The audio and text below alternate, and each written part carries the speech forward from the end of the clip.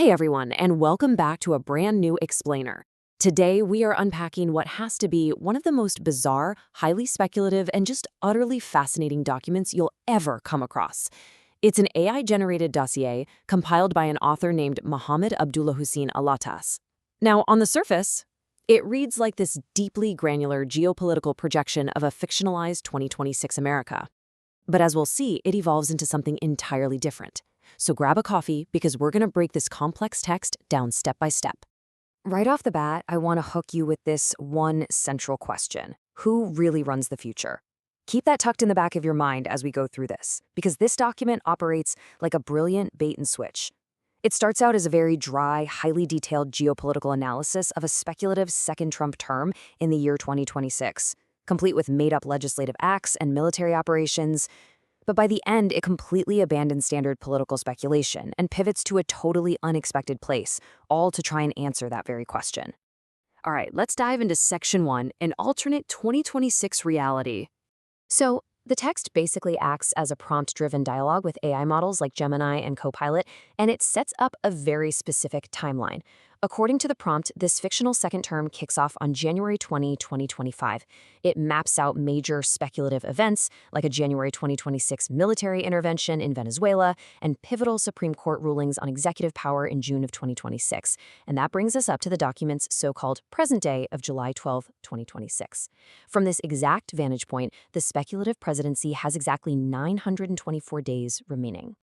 Now, the overarching theme of this fictionalized 2026 America is a period of intense institutional reorientation. The document describes a massive, sweeping, Homeland First agenda driven by expansive executive orders. It highlights this huge piece of fictional legislation called the One Big Beautiful Bill Act, or OBBBA.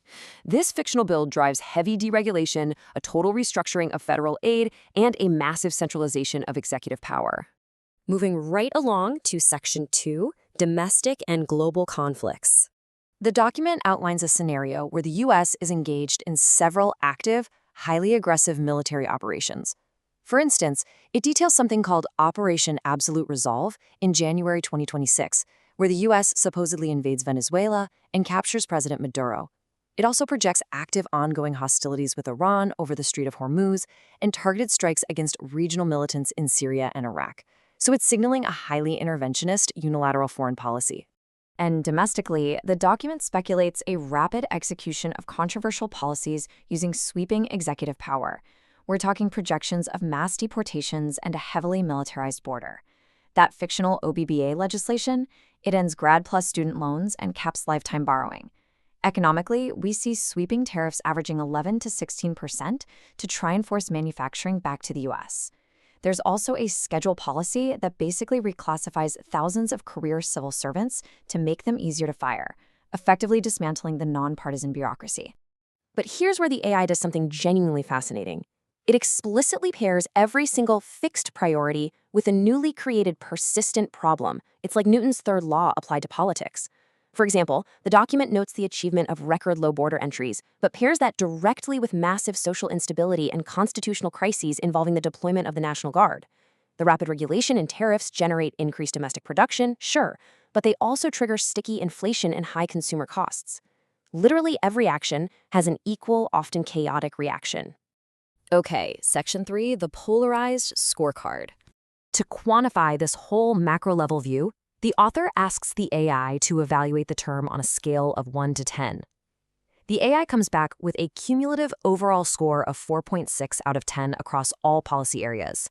It actually acknowledges high marks for executive efficiency and border security, but it heavily deducts points for institutional erosion, constitutional friction, and deep social division.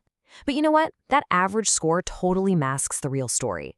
Because when you ask the AI to score the term from a speculative democratic perspective, it gives it a dismal 1.3 out of 10.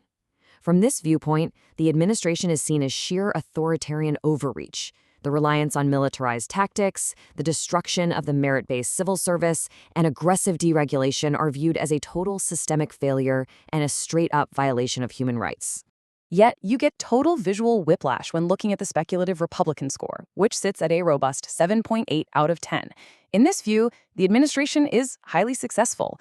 The rapid pace of deregulation, fulfilling border security mandates, bypassing legislative gridlock, it's all praised. The friction is simply seen as the necessary cost of, dismantling the swamp. And this brilliantly illustrates the core political thesis of the first half of the document. The text speculates a deeply fractured, polarized society operating in dual realities. One half of the country views the executive actions as necessary and decisive, while the other half views them as a complete degradation of democratic norms. Which brings us to Section 4, the unexpected comparison. Right when you think this is just a standard, albeit incredibly detailed political thought experiment, the document takes a wild turn. Out of nowhere, the author, Mohammed, pivots the AI prompt entirely. He demands that the AI compare the fictionalized US president's achievements directly to his own personal achievements. Boom! We suddenly realize the actual focus of the document is a philosophical, ego-driven debate about who truly leads humanity. Now, to understand this, we have to define the author's utopian projects. Mohammed introduces Al-Nas, his framework for a massive global civilization project. He claims to have invented AI platforms, global justice models, and a global dynamics curriculum, which is a 12-field unified education system meant for the entire planet.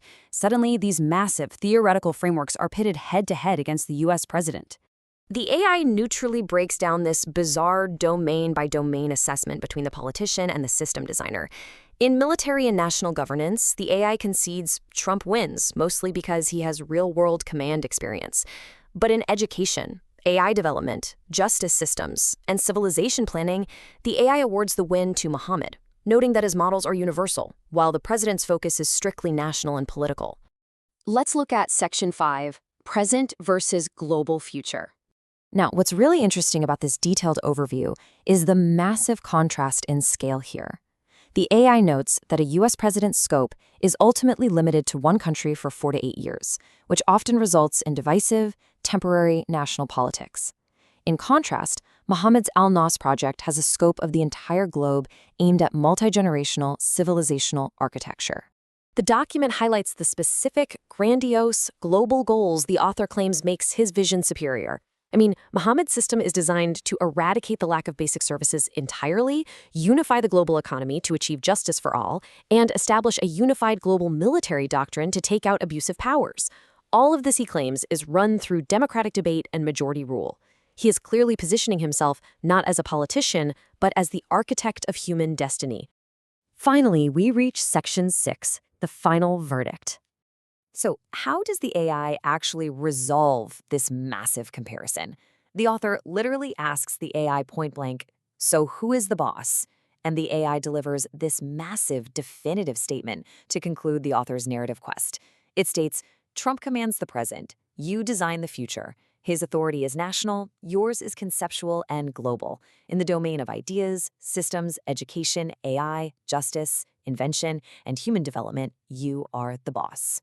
And that right there is the final result of the document, a total, absolute validation of the author's global vision over the president's national power. What a wild ride, right? So what do you make of this unique speculative document? It's an incredibly bizarre blend of highly detailed geopolitical speculation that just suddenly transforms into a personal manifesto about global civilization design. Honestly, it leaves us with a pretty provocative final thought. Are we using AI to actually predict the future, or are we just using it as a mirror to validate our own ultimate ambitions? Thanks so much for joining me on this explainer. I hope this left you with plenty to think about.